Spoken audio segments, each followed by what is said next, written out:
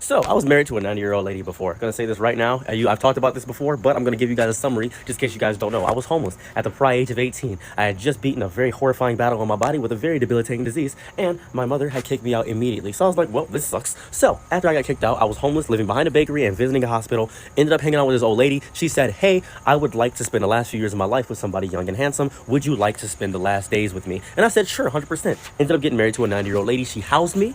It was nice. We ended up doing a lot of events. We went hiking, we went camping, we did a whole bunch of fun stuff. It was amazing. This is around the winterish time, so we had to actually travel and do a lot of things. It was amazing. It was fun. She ended up passing, ended up getting her house and things of that nature. So that's the summary of everything. A lot to throw at you, but I just want to talk about the aftermath of everything because everybody always asks what happened after it. Firstly, grandchildren. Everybody always asks about the grandchildren. They hated me. There was no question about how much they despised me. They didn't enjoy me at all. They said, you're garbage. You're a piece of trash. I hate you. I hope nothing good happens with you. I'm just like, well, curse my name, why don't you? Quite all right. Didn't really mind that. So after all that happened, I ended up having to go through this whole legal battle, this whole legal process about this entire situation. After a legal battle happened, I was like, well, I win because we ended up consummating the marriage. Things of that variety. One, I'm going to point this out right now. Margaret, for the sake of it, I was going to go call her today. Margaret was not a groomer. She helped me out. You've probably never been homeless before. It's horrifying. It sucks. You don't want to be out in the cold in winter. It was terrifying. And that's basically the situation there. So what happened after all that? Why don't I have the house? You're probably thinking to yourself, well, this is the house. This is the house. This is not the house.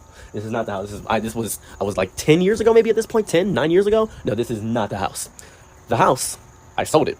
Sold the house because it was huge. It's a big house. Couldn't deal with cleaning all that. I'm not going to clean a house that big. Also, she had a bunch of animals. She had like 9 cats, a bunch of like lizards, a dog.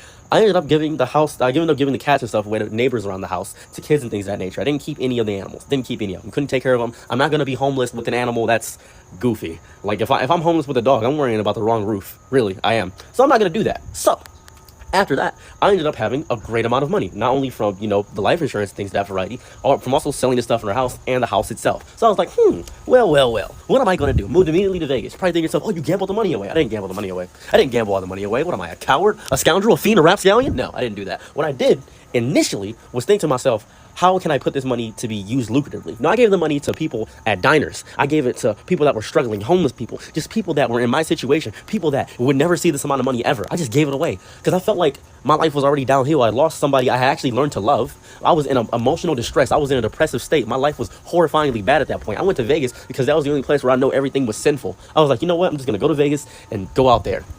After I went to Vegas, horrifying aspects happened. After I went to Vegas, crazy things happened. And I won't talk about that right now. I'll talk about that in another story. But that's the aftermath of me being married to a 90-year-old lady. So if you're curious about what happened after that, that's what happened. If you have any questions, just ask in the comments down below. That's my life.